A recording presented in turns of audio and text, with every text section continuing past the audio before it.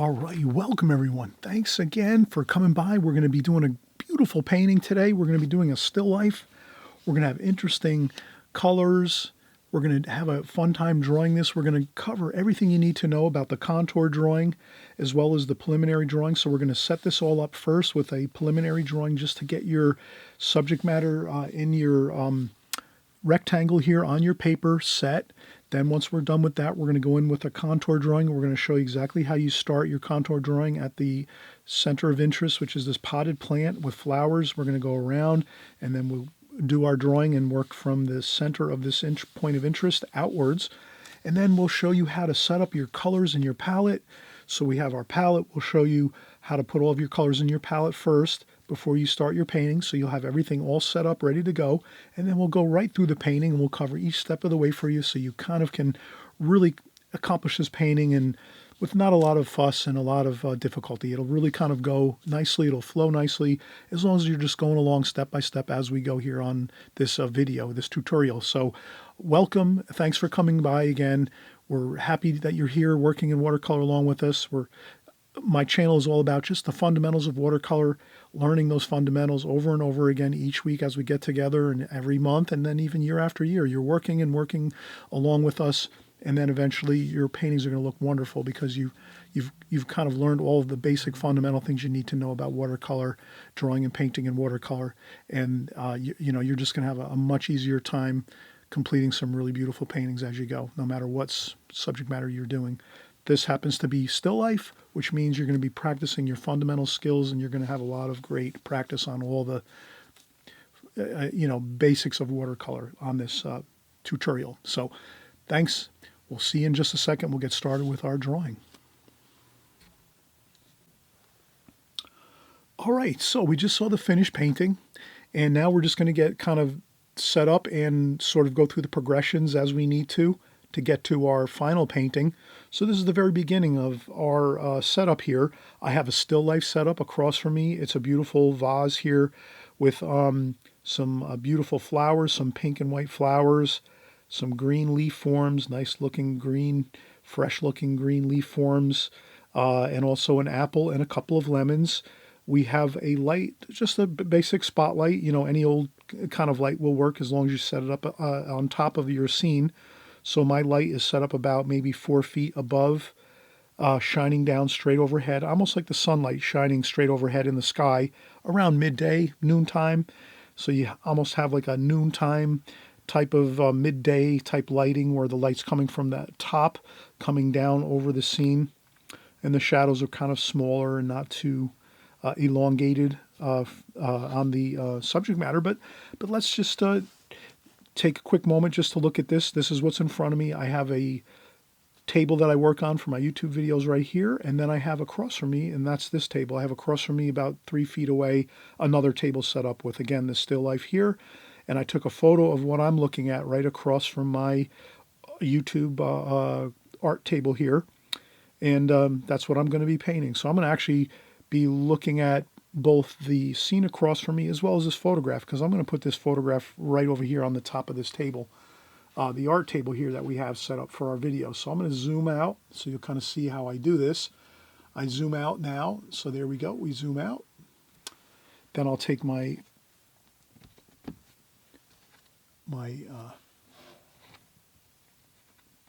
still life like that. So I can either look at this photograph or I can look straight across from me across the way, because this is what I'm seeing, again, across from me about 3 feet away. I have a table set up again with a light on top, shining down over my beautiful still life here, green apple, a couple lemons, and some leaf forms and some beautiful flowers. Let's get started with our drawing. So the first thing I'll do is I'll just get an office pencil like this here, and I'll just make I'll go around the tape. I already taped my paper. This is Fabriano Studio Watercolor. So I'm just going to go around like this, just so we have a rectangle like that. And then what I'll do next is I'll just do a preliminary sketch, which basically is, let me kind of make sure from the start of this I kind of get the basic idea of where everything's going to kind of sit within this rectangle here. So the first thing I'll do is, well, I'll maybe take a look and say, well, I can kind of see that the back of the table the back of the table that everything, these still life items are set upon, is about halfway across the scene. So let me just make a light line going across the scene like that. And then I'm going to say, okay, my potted plant here is just a little bit in from the edge over here on the right side. So that's just a good kind of, you know, good way to kind of get started. So we know we're going to have our, that looks good. It's sort of matching the photograph really nicely. And then we know that our plant, our leaf forms are sort of spilling out and flowing out over here and over here as well. So I'm just going to get some shapes there, just some real simple sketching, you know, lightly sketching. And then over here we have a lemon here, and then another larger lemon over here, like that. And then we have over here, we have this, and then we have our apple over here, and this is a little larger. So we'll do our apple over here.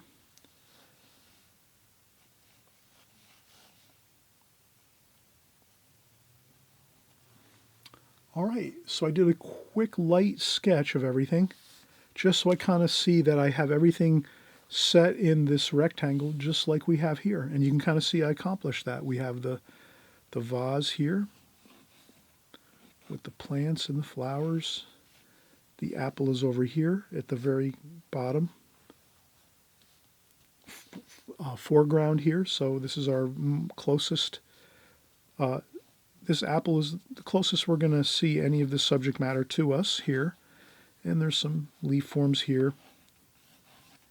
And then again over here in the distance is this vase, basically a pot, a silver pot. It's just like a metal pot. And then here we have two lemons, and then we have our lemons kind of just situated there. And then there's some shadowing. So we know we have some shadows for our leaf forms and our plants and our flowers. And we have some shadowing underneath our fruit and vegetables here, our lemons and apple. So I think that is good. We're going to take a quick break now. And again, I always mention this, please take breaks if you need to recharge your batteries, so to speak. I'm hoping that you're going to actually really take it to heart. Like when you're doing drawings and sketching and things like that, it does take a lot of concentration. So if it does take a lot of concentration, that's going to actually tax your mental facilities as you're doing these things. So you're kind of like really at an advantage if you can actually take a quick break. So if you get your preliminary sketch done like we just did here, where you just kind of laid out the basic places that you need everything to kind of situate on your rectangle, your paper, your painting here. Once you do that, give yourself a 5-10 minute break. Just relax for a minute, sit down if you're standing up. If you're sitting down in a chair, maybe you stand up for 5 or 10 minutes and you maybe get a drink or something like that and stretch your legs and walk around a little bit, and then you come back and you sit down and then you're ready to do the drawing. So let's do that. I'm going to take a quick 5-minute break, relax, and then I'll come back and we'll do the drawing, and I'll sharpen my pencil while we're taking a little bit of a break, but you won't really notice the break anyway. So that's just, kind of besides the point. But let's do that. Let's take a quick break, and we're going to have everything all set up really nicely here. And I'll get my devices, which always give me a problem, these electronic things. I'm not a real electronic geek, so I'm always having issues with these type of things. But there we go. There, we're back online there.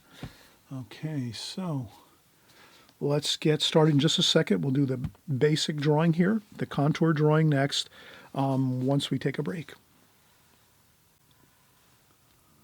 All right, so we're back and we're going to start contour drawing this beautiful scene here. We have a nice, gorgeous still life scene. We have really some really nice colors here. I kind of wanted to keep the colors like really in a color scheme that's really pleasant and positive and pleasing to the eye. So I went with more or less greens and yellows, the two lemons, the green apple, lots of green leaf forms here, and then just a tiny bit of the pink and orange flowers. That should be fine. That's really going to look really good. You'll see as we paint this painting and as we're finishing up, you'll really see how the color scheme is really beautiful. It's kind of a, the star of the show is the pink flowers and the orange flowers. That kind of is the exciting color in the painting. And then the green and the yellow and some of the blues are more of like the more subtle overall temperature of the whole canvas, so to speak, or the paper. So we'll keep going here with this idea of let's get a contour drawing done now. So we have everything all set up with a light preliminary sketch first. That's what we always do, the light preliminary sketch. And once we have that there, then we know where everything is kind of set on the rectangle here. And then let's start our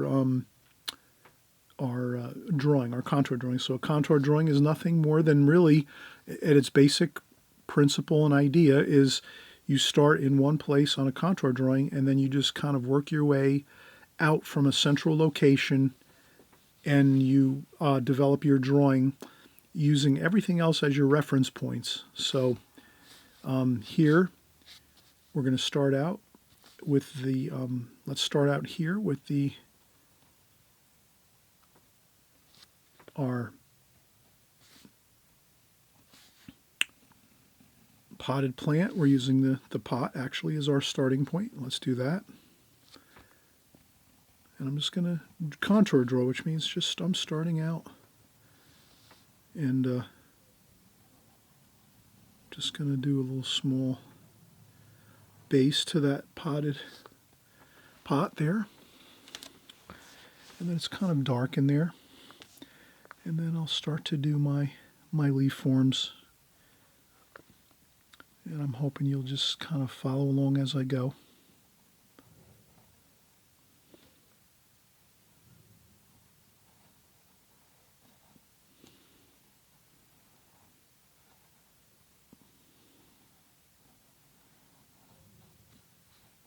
And then here we have our first flower.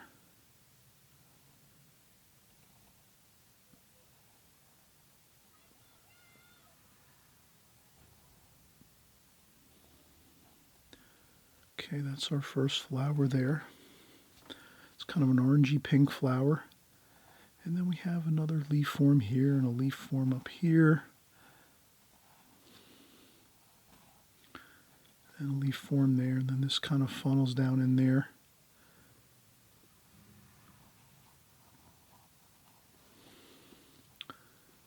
And then we have some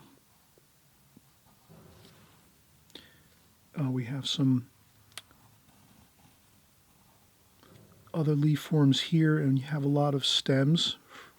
Those are a lot of leaves within here, so we're seeing a lot of stems, and you can sometimes just have some confidence that when you start painting this, you're going to sort of blend things together and have a good time of kind of, using your artistic liberties to blend things together, and you don't have to worry about every single leaf and every single stem, things like that. You just want to get the basic concept of things.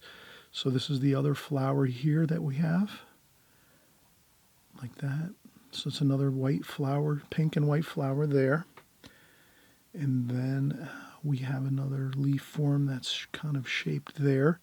And then we have another leaf form, flower shape over here. Over here, like that.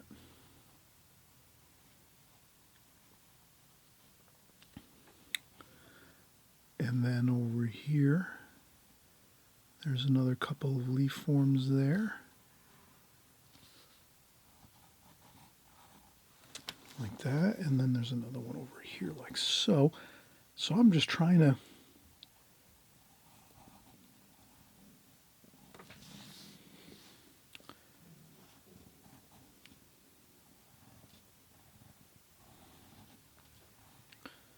and I will try to improvise a little bit too. So maybe here I'm going to have another leaf form over here, kind of reaching over toward the potted plant. And I think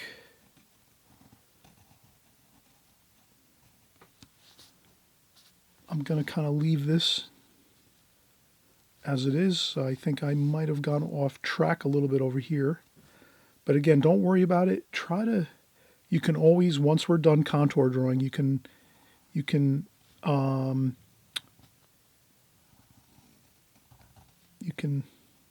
readjust by erasing a little bit and doing a few things over. Not a problem. Okay, so now we're over here by the apple. Let's get our apple going here. So I'm just going to do the apple shape here.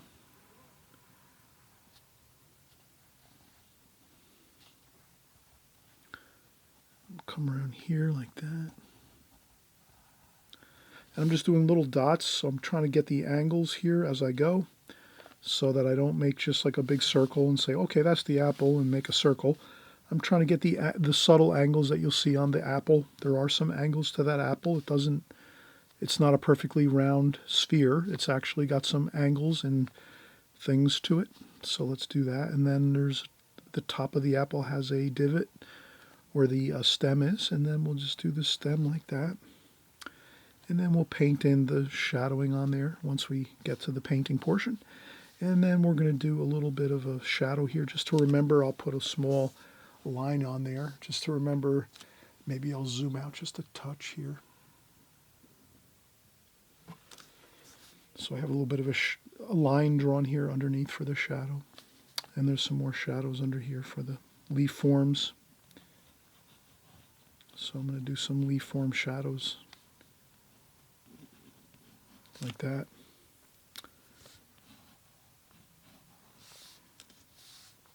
Okay, and then I'm going to come right over here and I'll start in with my lemons. And again, the same thing. I'm going to make sure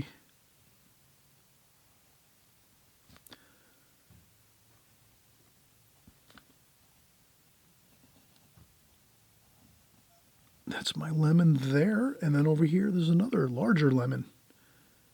So I'm going to do another larger lemon over here, like that. Like that. Perfect. And then we have a little bit of a shadow underneath this lemon.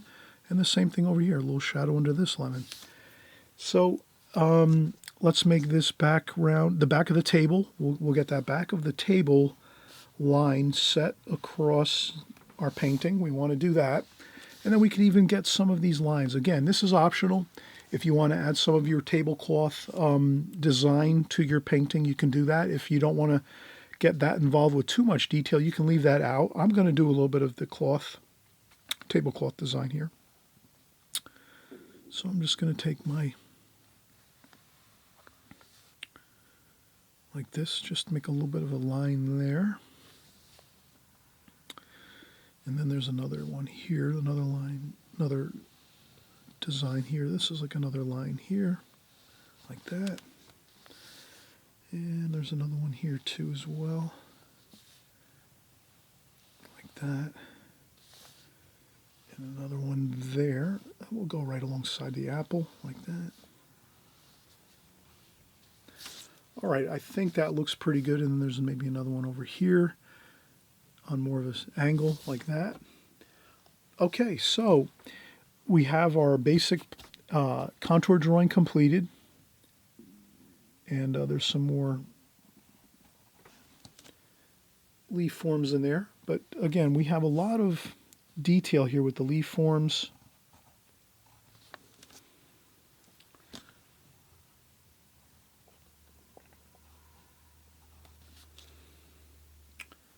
And I think this is good. So let's take another break. We did this contour drawing kind of expeditiously. We went through. The big help is if you have that preliminary sketch in. We always talk about that. If you have your preliminary sketch in on your paper, then you kind of already have confidence that you know where everything is for the most part. And then you just go in and you're doing your contour drawing, which is basically just you're taking a trip through your painting, through your drawing. Actually, you're taking a trip and you're starting in basically the central part of your painting, the most, let's say the center of interest. This is the potted plant here. That's kind of like the center of our interest here, the focal point of our painting.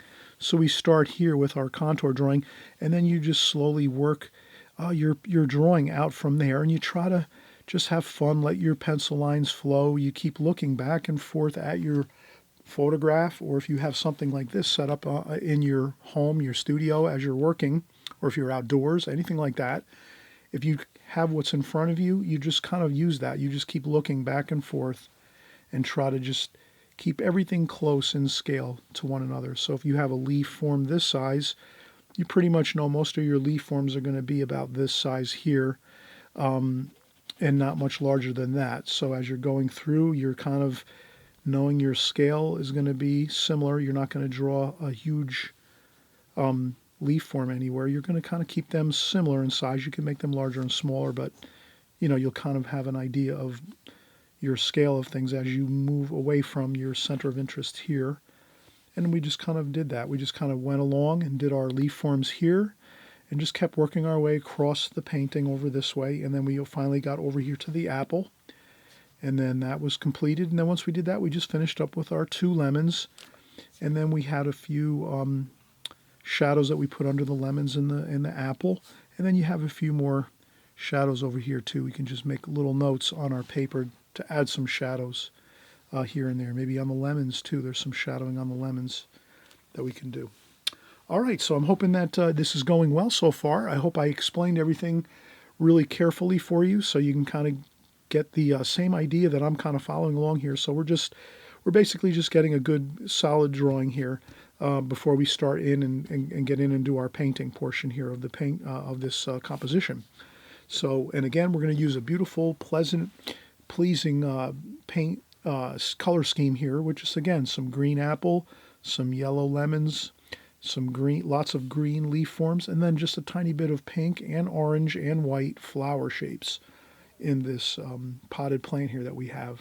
So let's get started in just a second, and we'll have a fun time doing this. I hope you'll maybe stop the tape, and if you need to, you can hit pause and you can use this as your you can use this to draw your drawing, your pencil drawing. You can use this actual drawing if you want and do a screen capture, or if you can just hit pause, maybe you can see it really well and work from that. And then as you get caught up and we're ready to paint, you'll move on to the next section here in this video. We're going to start working our paint colors into the composition. Okay? All right, so let's take a break and then we'll come right back.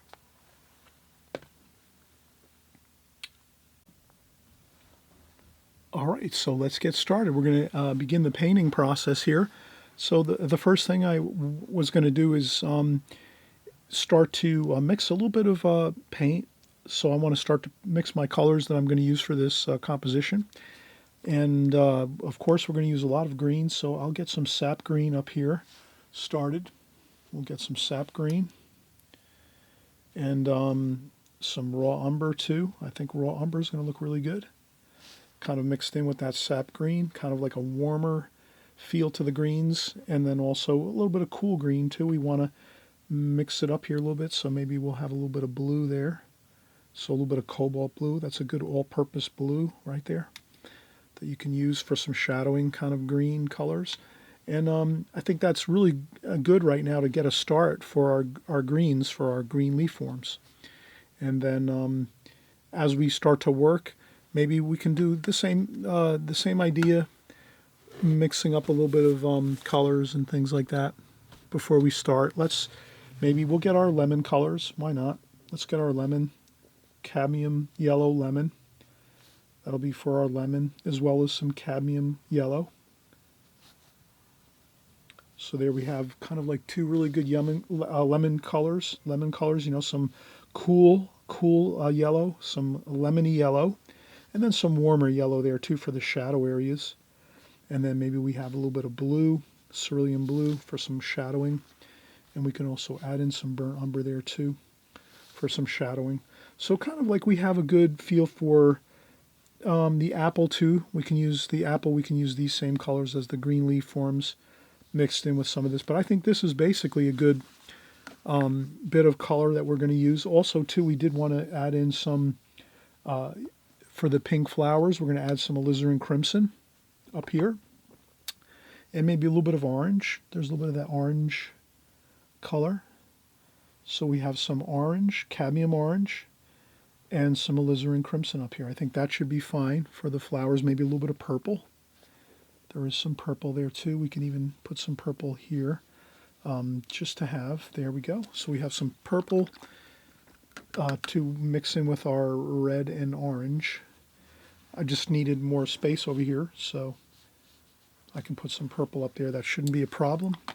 Your palette's basically like, your notepad. You're putting all your notes of color on your palette first to start with to kind of match up with your whatever subject matter you're using. So right here, we're just looking at our photograph, or across from me, I can look straight across from me and notice that the colors are mostly predominantly greens and yellows, and that's what we have, a lot of greens and yellows with a touch of some blue in there.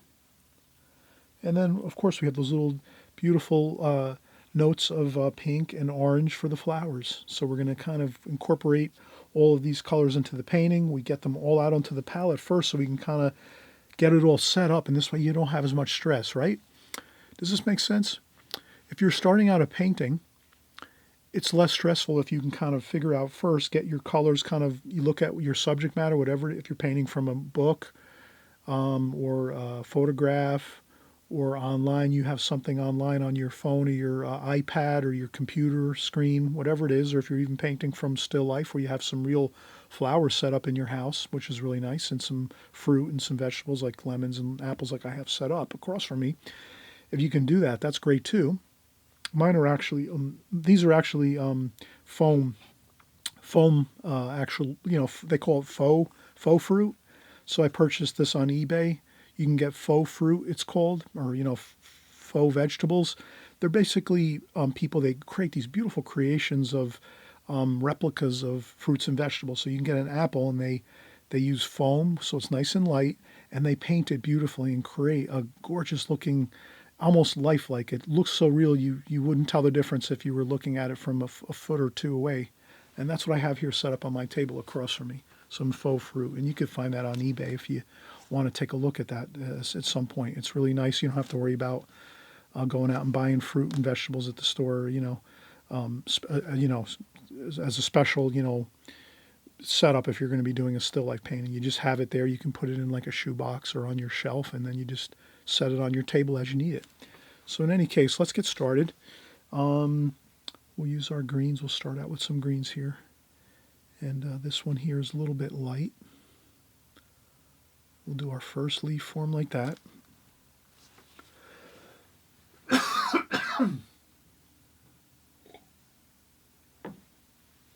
I apologize. Wow, I have a cough. A lot of allergies right now.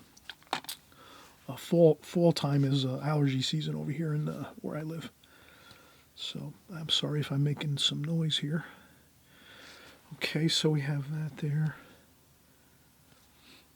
And some blue over here. It's more of a shadow there, I kind of see. And maybe some more green in that blue there, like so. And then let's get some more. I'm going to start out really pretty strong with a lot of greens here.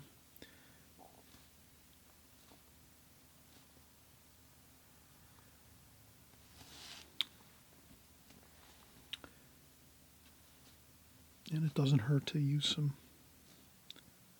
other greens. I might use a little bit of chromium of oxide there for a little bit of a dull green, like that. Good to mix up the greens a little bit. There we go. What I do is I rinse off my brush, and then I dry off a little bit of the water on a tissue. You can use a sponge too. I have a sponge next to my water containers, so I have my water container and sponge next to each other.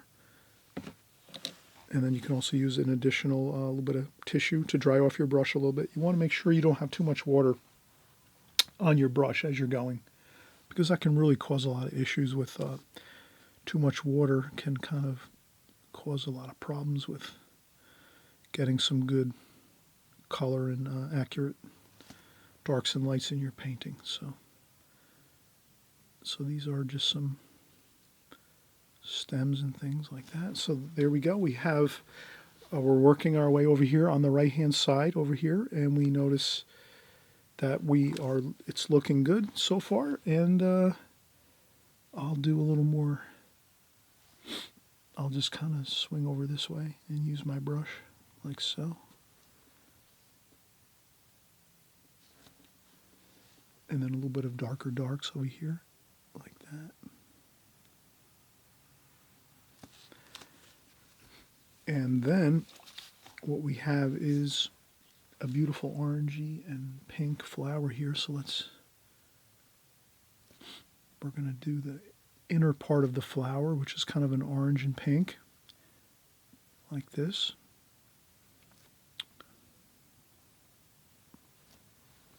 And you can go in and get some straight paint,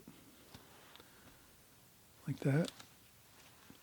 What I do is I just dry off my brush on a tissue, and I go in with the very, very point of my brush and go straight into the paint. And you can kind of get some really beautiful color in there. And like that.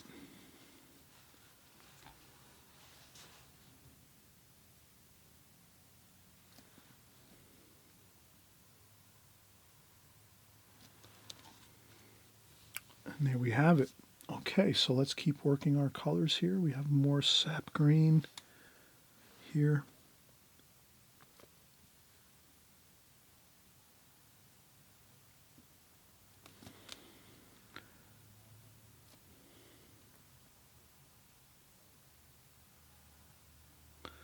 And there's some stems over here, so I'll try to maybe a little bit of French ultramarine blue too, and burnt umber, just to get a couple of darks here, because there are some stems in here that look really, really dark.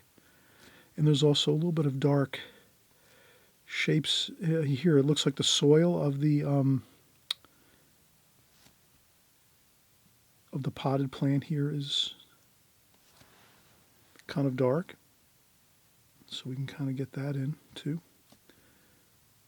And there's some, again, more stems like that.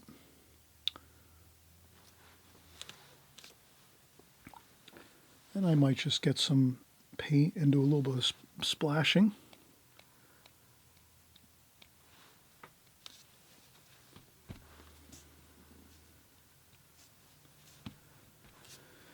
And splashing just helps me to relax a little bit and realize it's just a fun painting, and we can have a good time of it and not get too worried about things. And we'll get some more of this up here, some more leaf forms like that. And then there's a little bit of a darker dark there, so we can get a little bit of more darker color there.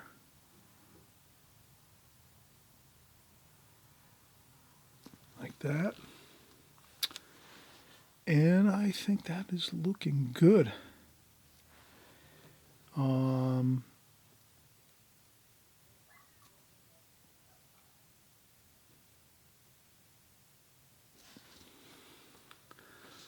We're going to keep working as we go, and then let's do one more flower, and then we'll take a quick break. Let's do this flower over here. And I noticed that I'm going to try to go around this flower shape here, because I notice it's kind of white over here. So I'm going to go around the outside of those flower petals like that.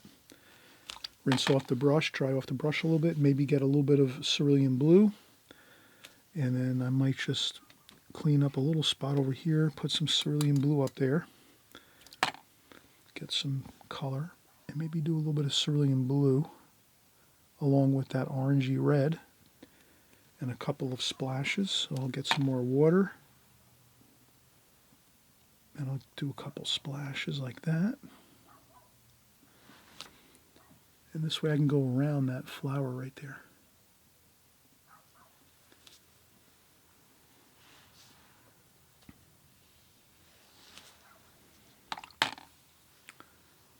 And it kind of looks like it's more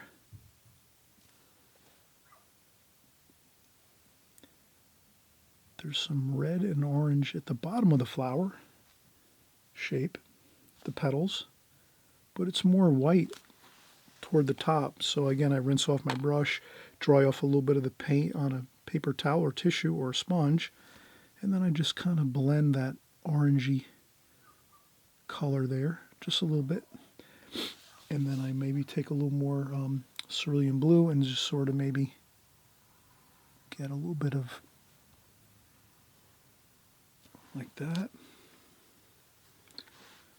just so I can kind of make like a negative shape around. They call that negative shape painting, when you paint around something So negative shade painting simply is, you hear that term a lot with watercolors. Maybe you haven't. Maybe this is your first time here. I want to thank you and welcome you. If you haven't ever been on my channel before, your first time watching, welcome. Thank you so much for coming by.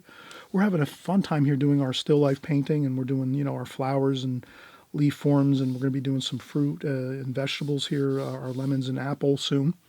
But you hear the term negative shade painting in books, and you see it on sometimes other creators, YouTube creators that are painting watercolor. They talk about negative shade painting, and that's just a really odd kind of type of term where you might think to yourself, "What? That kind of sounds weird." Negative shape. It sounds like someone's like making fun of our artwork or something. Negative shade painting, but all it is really is just you're painting around some part of your painting. You're painting around a part of your painting, like a shape or a flower or something else, like maybe a cabin or anything else.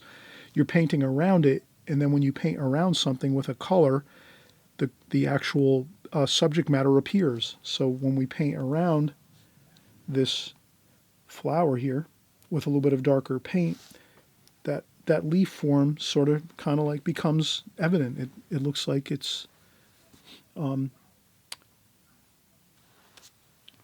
you can kind of see how we've created a little bit of the shape of the flower here, that white flower, by making a little bit of darker paint with some blue and some orange and red. We've done that, and now you can kind of see how it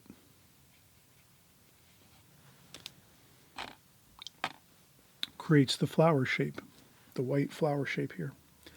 And then we can go in, we can get some more green, and we'll do some. This is another.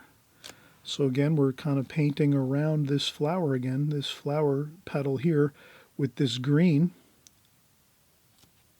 And you can see how when you paint around something, it kind of makes the petal of the flower appear, because you're painting around it and sort of giving it like a border around it, which kind of, you know,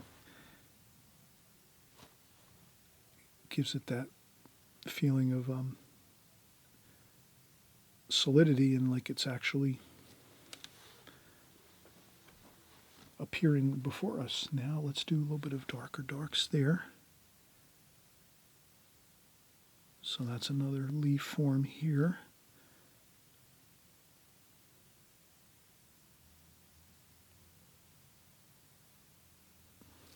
Okay, so we have some leaf forms here, some stems.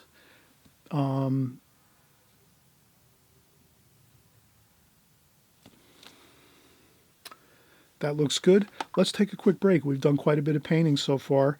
There's a lot of little nuances here that we've actually created as we've gone in here and painted our first bit of washes for our leaf forms and so forth. So let's be careful not to overwork and go too much longer and not take a break. And the next thing you know, we're sort of drifting off and we're painting something we didn't want to actually paint because we were sort of getting stressed or tired. Let's not let ourselves get too tired and lose our concentration. Let's take a break. I'm going to take a 5 or 10 minute break right now. And if you feel like your concentration's great and you don't need a break, don't worry about it. You're the artist. You'll figure out if you need a break. Take a break when you need it. And I always mention too, if you haven't subscribed before on my channel, and this is your first time here, or even if you've been following me for a while and you're not sure if you want to subscribe, subscribing is just as simple as clicking the button below on the right-hand side, subscribe, and there's a little section there that next to the subscribe button that has little bells. You want to click that top bell, which basically just, what it'll do is just each time I make a new video, it'll appear in your YouTube channel. So the next time you open up YouTube, you'll see I've made a new video. That's all that it really is. There's no catches or gimmicks with the subscribing to a channel.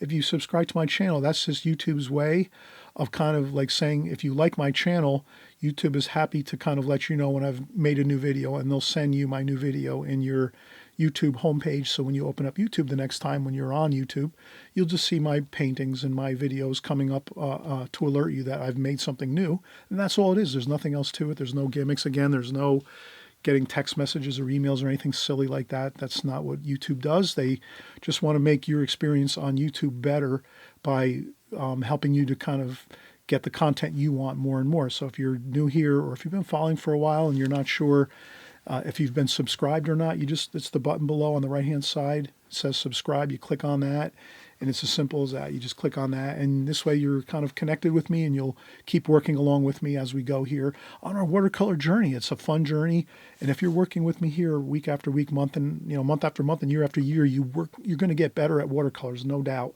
I cover all the fundamentals of watercolor, all the methods and techniques you need every time I create a video. So there's no really second guessing my channel and what I do here on YouTube. My goal is to make sure you're learning the fundamentals of watercolor and that your paintings are getting better each time you sit down and you're doing your paintings. You want to always see progress, and I'm going to make sure that you do have that progress as you go. So that's my goal. Hopefully, and I know it's actually many of you have been sending in comments, and you've sent me your paintings on emails. Everyone is doing a wonderful job, beautiful work.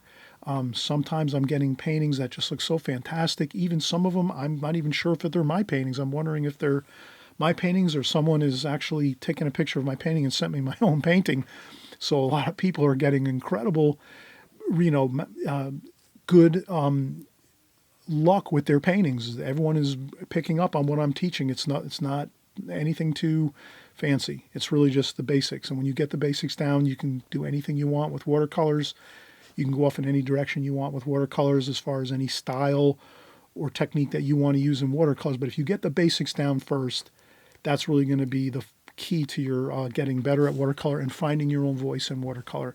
Eventually, you're going to want to find your own style and technique that you want to use. And if you're following along with me consistently, that'll be your foundation. And then from there, you can do anything. You can go off in any direction and follow any other artist you want to, and you'll probably have an easier time following another artist because you have the basic fundamentals down, and then you can go and do something, more towards something you would like. Maybe you want your paintings to look more watery with lots more water and more, you want to paint larger paintings.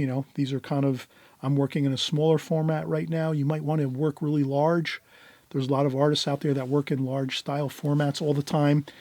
If you get your fundamental basics down in watercolor, you'll be able to do that. You'll be able to eventually move on to those other artists and different styles that you might want to continue with, okay? So I'm just trying to get you the best fundamental knowledge you can to start with your watercolors, and then you can go anywhere you want and do anything you want as an artist. You're free to kind of take your art any which direction you want to go to, okay? All right, so let's take a quick break, and then we'll come back and we'll start to work over here towards this apple. We'll do these leaf forms over here.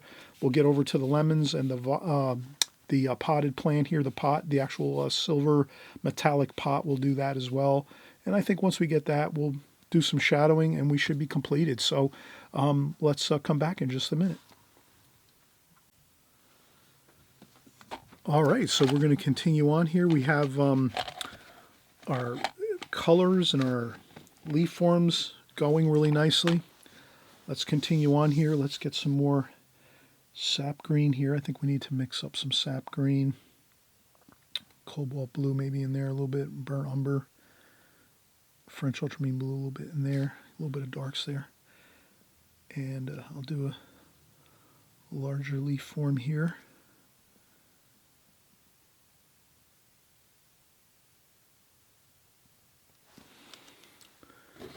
You can maybe sometimes take a tissue and make create a little bit of a light like that. You can lift up a little bit of paint.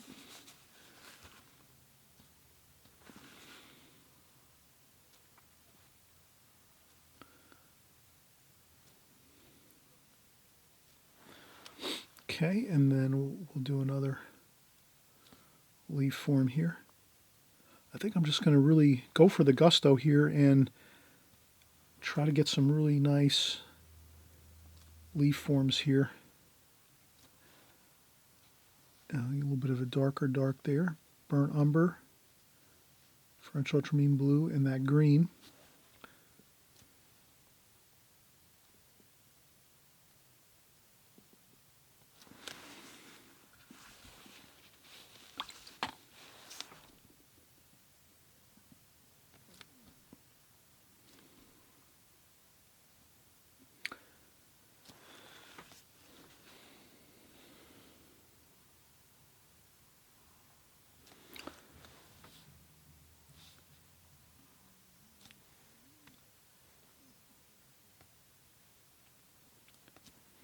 And I'm going to try to keep working my leaf forms here.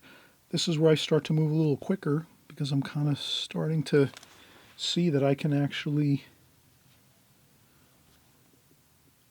make some ground here on some thyme. And then I can take a little bit of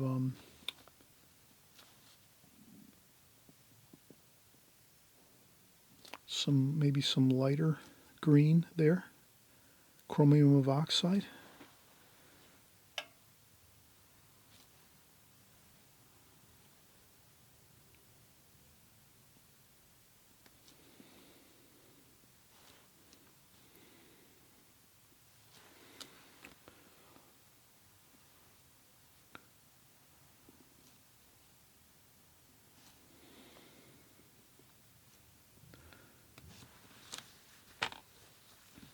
And I hope you're having fun with this so far.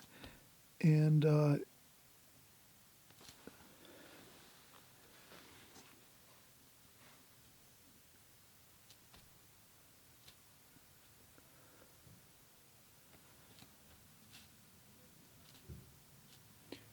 go with a little bit of French ultramarine blue and burnt umber mixed in with some sap green, just to get a really dark green here. I just like to go around that spot right there. That's going to be a kind of a nice hard edge along that apple.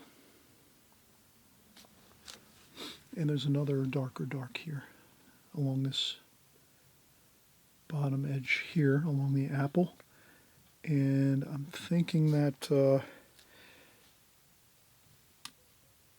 there is some burnt umber and French ultramarine blue there. Like that. And let's let this set up a little bit over here. And a little bit of a darker dark over here too. Like that. Like that. And I'll get some of these stems too. I want to get those stems in there. We also have that beautiful flower. Let's I'm going to just change out my water quick, so when my water gets too murky looking, you can kind of see how that it's getting kind of murky and muddy looking. That's when I dump out my water, and then I just add in some fresh clean water. Sometimes I'll have a large jug.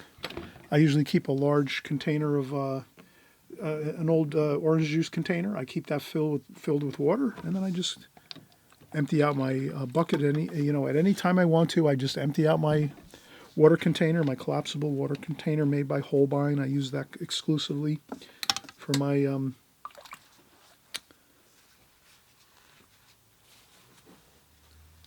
painting. I usually use the Holbein water containers, the collapsible water containers. You can kind of see, you can collapse them and make them smaller like that. And let's get this other pink and orange flower over here. And there's some purple in that too.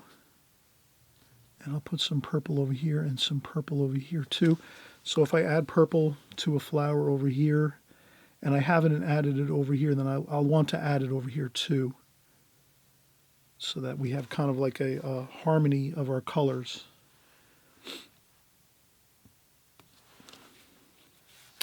And then there's some orange and red, so that's alizarin crimson and cadmium orange over here on this left side that you remember that we did create some colors here to start out with. So we got all the colors that we needed sort of into our palette so that we had everything out kind of in plain sight so that we can see it.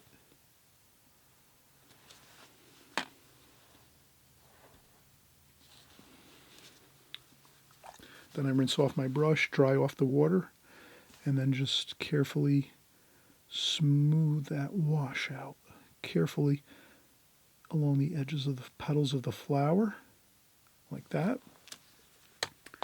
And then maybe we'll take some of that cerulean blue again and add a couple spots of color along that petal of that flower.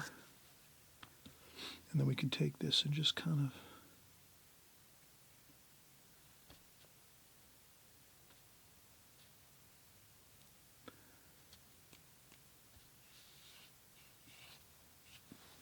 just a little bit of color, light wash there, very, very subtle light wash with a little cerulean blue,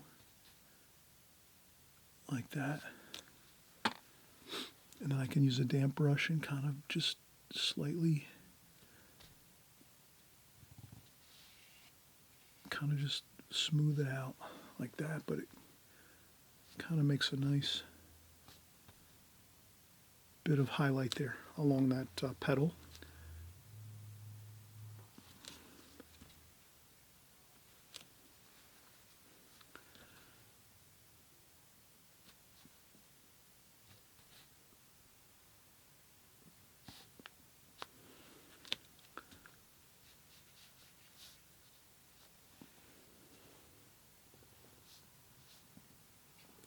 And a little bit of orange and red. Just I add a little bit of orange and red out here in the edges of the paper here, the background, just to give it some warm and cool effect. And I think that's looking good. And maybe we need a little bit of sap green, a little more sap green here. French ultramarine blue and sap green, a little bit of touch of burnt umber. I just want to get a couple of, a few more stems just to kind of tie things together. And that should be good. Like that. All right, so we're moving right along. Let's start working on our green apple here. Why not? So our green apple, we're going to use some cadmium lemon yellow. We have that already here. And maybe a touch of olive. Oh, let's use sap green.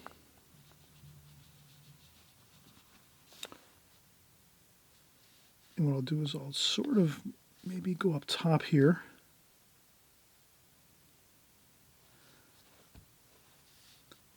And we'll get some of that green up top here.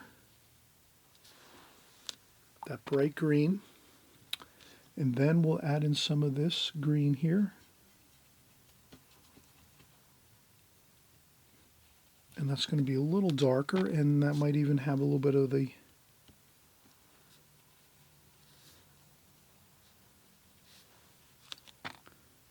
some cerulean blue as well.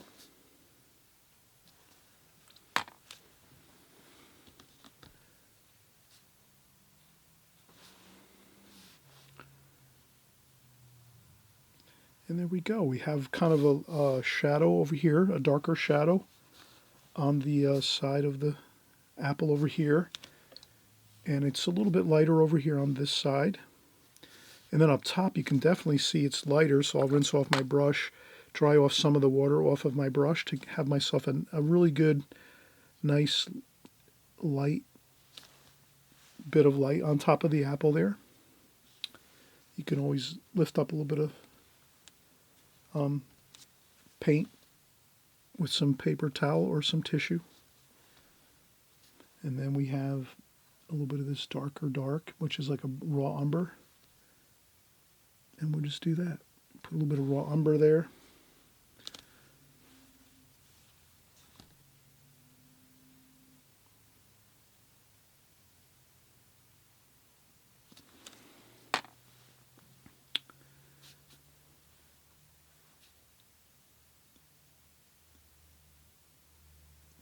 Like that. And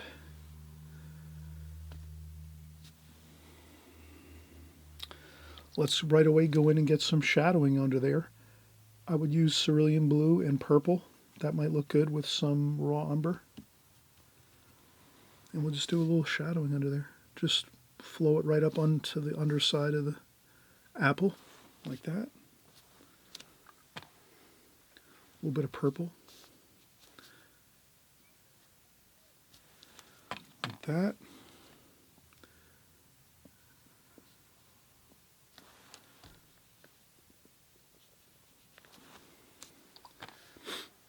All right, that looks fine.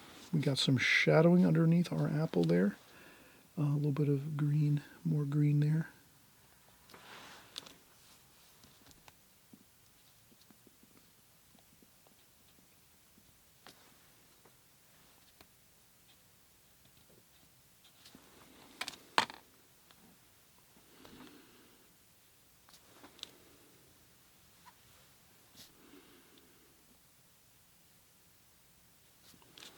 Okay, there we go. We have a really nice green apple there, looking good. Some more shadowing underneath this leaf form here, like that. Then we have another bit of leaf form over here, some shadowing under there. So here you're just going to do some shadowing as you go. If anything, I say make the shadows a little bit of warm and cool. So maybe some purple, some blue, cerulean blue, and then also some warm paint too.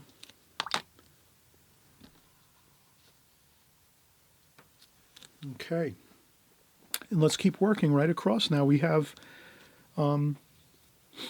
let's start working on our apples. I mean our lemons. So we have our lemon, cadmium yellow lemon, and I would say that that is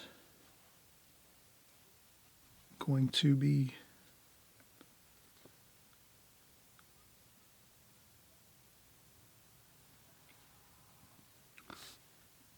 so we're going to get our lemon color in there, and that's going to be the main color.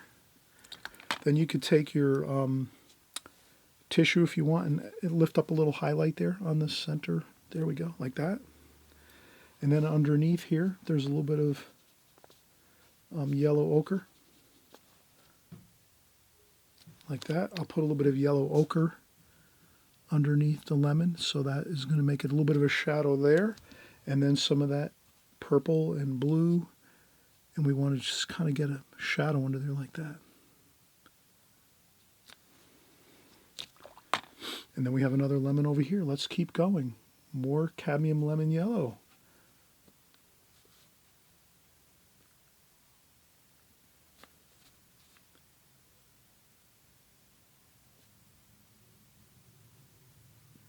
Like that.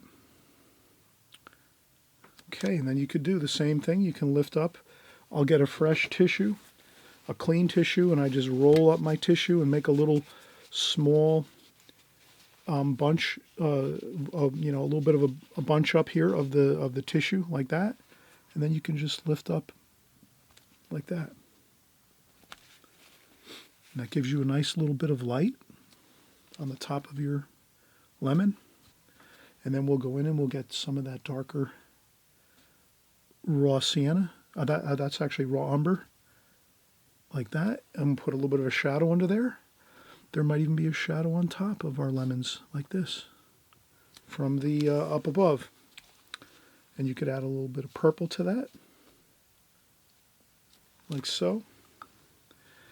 And then that gives you your shadows from above, from the leaf forms up here, casting their shadows on top of your lemon, like that. And then you also have your shadows underneath the lemon here, because the light's coming from up top like this.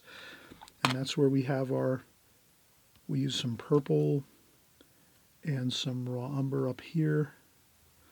And we have another bit of shadowing under there like that for our lemons. And we just kind of go up into the bottom of the lemon.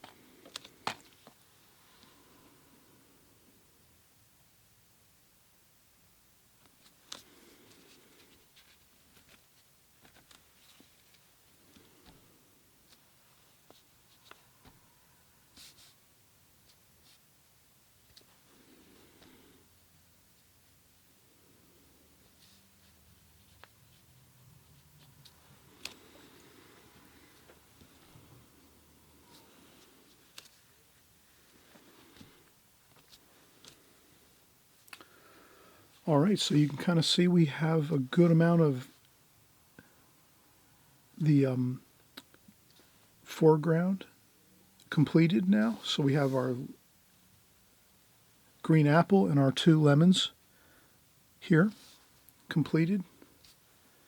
I think that looks good. We have the shadowing underneath them. We also have the shadows from the leaf forms up above. And I think that looks good too.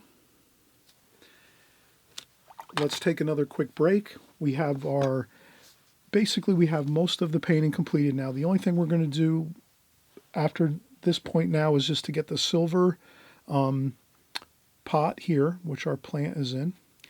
And once we do that, then we can maybe add in some lines for our tablecloth, and that's about it. Maybe a few shadows maybe here and there, but I think we're good. So let's take a quick break. We'll get ourselves a little bit of a break here, a little bit of relaxation before we go in and do our final washes on our painting. And this is a perfect time to step back, relax, and then when we come back and stand here and look at everything, we say, all right, I kind of see what I have to do now to finish up, that it's going to make it just look, good, not going overboard with too many details. So that's one of those things that you learn as a watercolor artist, and you're learning this all the time. I know on my channel, I always talk about this, and I'm sure you're learning it really well, is, not overdoing any paintings, really. Let's not overdo and overwork our washes and our paintings.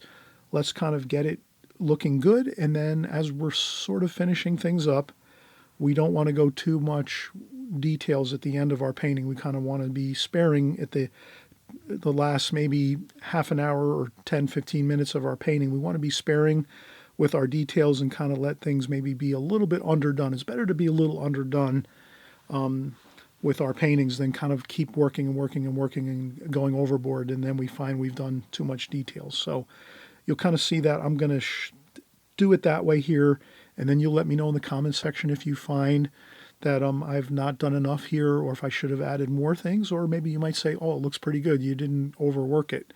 So you let me know in the comment section what you think as far as if we've overdone this, or we've underdone it, or we just did a good job of kind of getting the painting to a good place and then kind of letting it be as it is.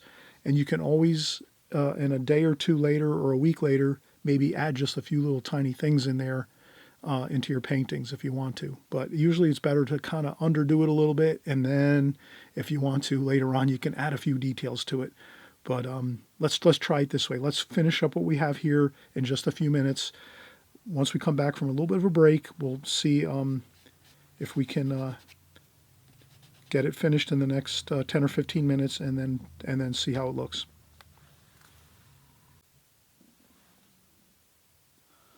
Okay, let's get back in here and finish up. Let's see now. Let's work on our vase. So I'm going to use some raw umber and purple and yellow. And I think I'm just going to try to get some vertical lines going here like so.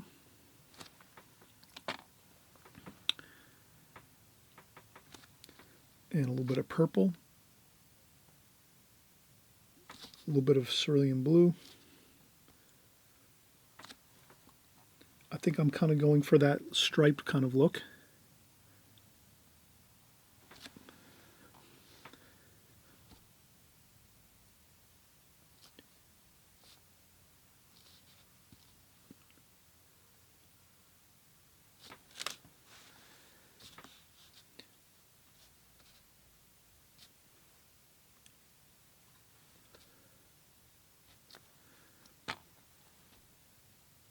And it's a little bit darker here at the bottom, the shadows. So the shadows are darker.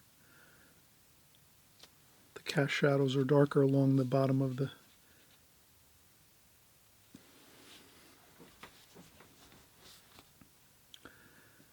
Let's leave it like that. I use a little bit of the tissue to lift up a little bit of the wash there. I think that looks good.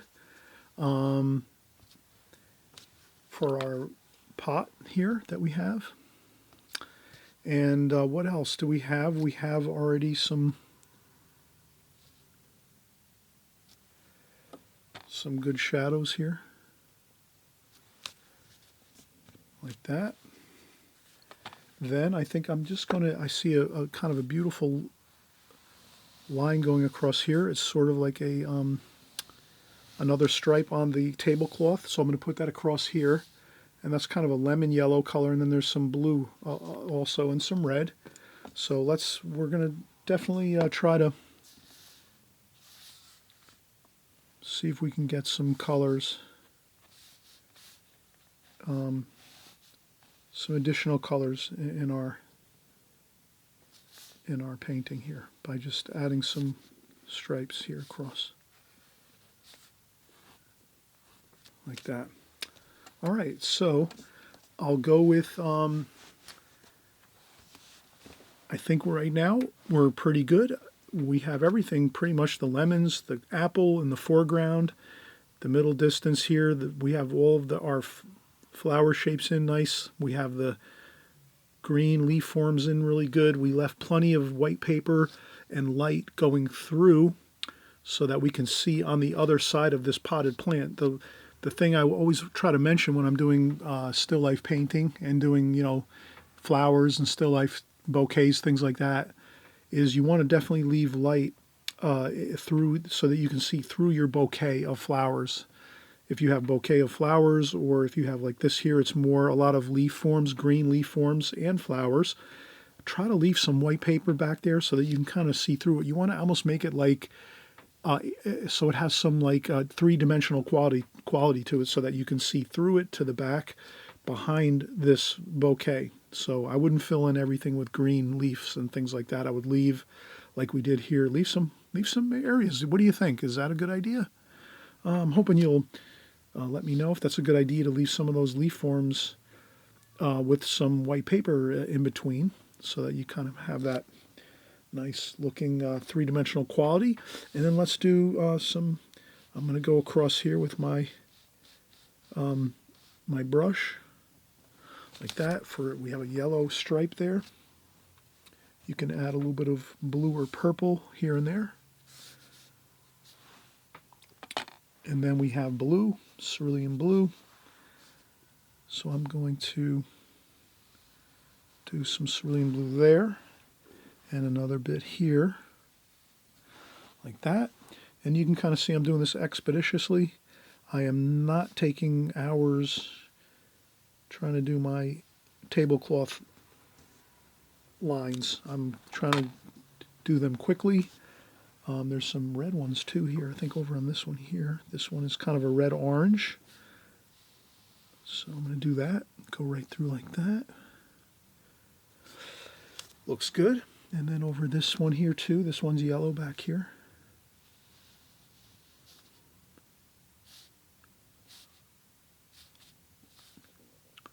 And what's good about this is you can your colors all begin to harmonize together within the whole painting, which really makes it really a little more pleasant looking.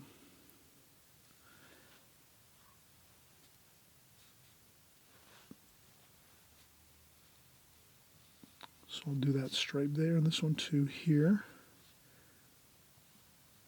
And then I'll go wider like that.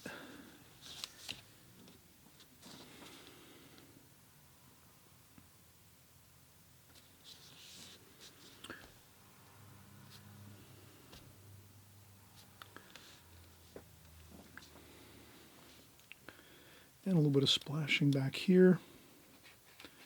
So I'll just try to get a little bit of color back here, some yellow and some blue. Maybe some orange and red over here. Just a touch of color.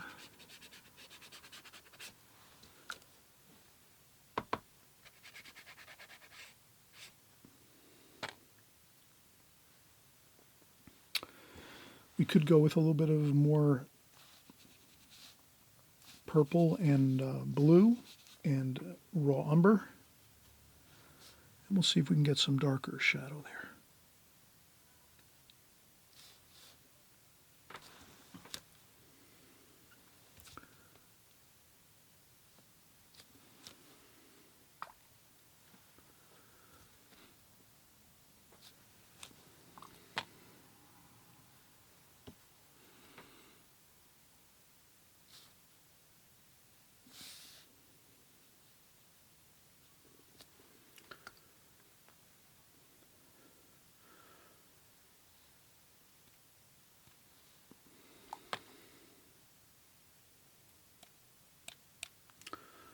All right, I think that's good. I would call this finished. Again, let's come back in a day or two if we want to add a few things, but I think this should be good. As far as I think everything is really looking fresh. It looks like it's not overworked pretty much. I think it looks pretty good. One thing I forgot to add here, I'm going to add the stem for the apple. Let me do some burnt umber and some French ultramarine blue there and some sap green, kind of get like a, and let's do just a quick little upstroke here for the apple stem.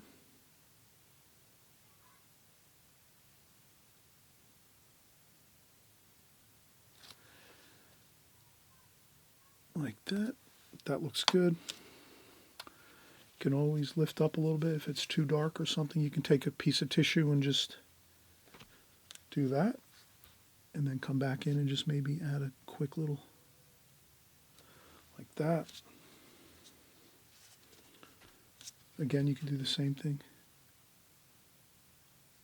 You can let that dry even if you want to. You can let that dry. The stem if you want.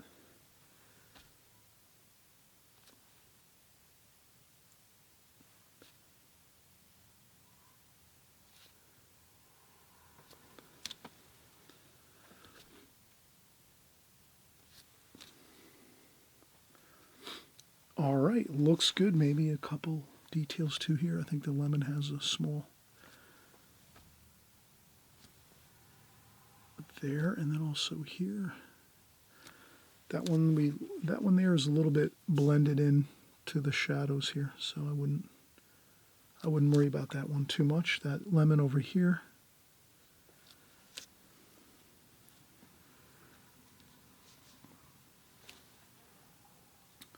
We could always let this dry a little bit and then add in. All right, let's do that. Let's take one quick break. I'm going to use a blow dryer and blow dry all of this off so that it's 100% dry. And then we'll try to repair that lemon here. You can kind of see how this lemon got completely lost in this wash here where the shadow is underneath this, the pot here for this potted plant. So we can recapture that shape of the lemon over here by just adding a little bit of darker darks. And let's do that. And then let's maybe add a couple more shadows maybe along the back side of that table. And then we'll be finished, I think. And then it'll be good. So again, let's take another quick break and then we'll come back, finish up, and then we'll have 100% completed painting. All right, so we just talked about, let's get a few more details in here to kind of just finalize the painting. So we're going to have some shadowing that we need to do. So I have some burnt umber and some purple here, and maybe some raw umber to maybe get some better definition around that one lemon there that we have that's under the underside of the pot. So I would take my brush, load it up with some paint, and then dry off a little bit of the paint on a paper towel or tissue, just so I don't have too much paint on there. And then what I want to do is sort of do this. I want to get a little bit of a darker wash under here, like that.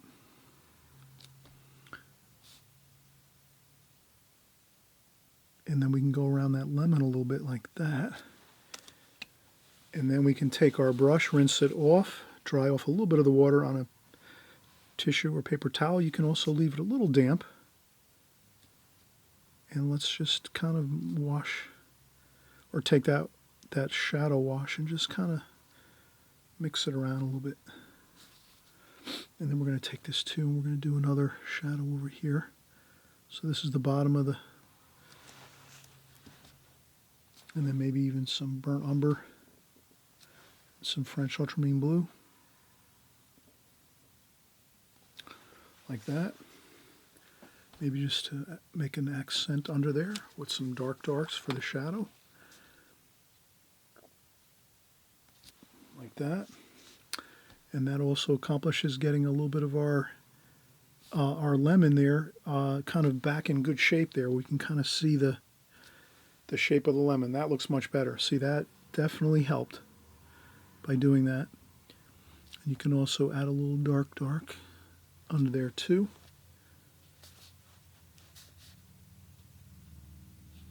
Like that. And then we could take a damp brush and just blend that shadow out just a little bit.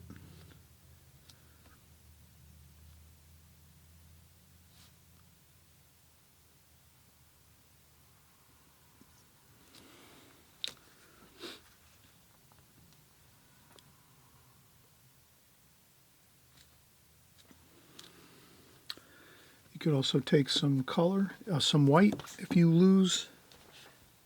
you find that you've lost a few like lights in your painting where you went over a couple of things, you can always take some titanium white. I use titanium white with a little bit of yellow ochre in the top. So I take yellow ochre out of my palette and put a little bit of yellow ochre in the top here of my titanium white.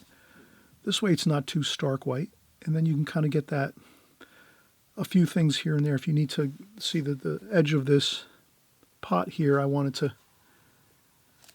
maybe get that a little bit back a little bit better. And then you could also add a highlight if you want to there. You could also add a couple highlights to the fruit and vegetables here. So I think you could add a little bit of light with the titanium white with a little yellow ochre. You could do a couple highlights along the tops of the fruit like that. And I think that's, again, this is now, I think it looks good. Again, too, maybe over here, maybe a little bit of a highlight there on top of the stem. Okay. All right, so we are finished. Glad you joined along. We had a fun time here. Hope you'll join along on much more videos coming up in the future. We're going to be doing many more paintings just like this, still life with tons of interesting flowers and leaf forms and vases and fruits and vegetables and all kinds of interesting things like this. Builds your skills as far as doing brushwork and working on your light and shadows. Still life is one of the best things you can do to actually perfect your watercolor skills and your techniques and your methods in watercolor. So we're going to keep working on these as well as we go. Hope you enjoyed this again. We'll see you soon. So have a wonderful evening, morning, afternoon, and we'll be back in just a few, just before you know it.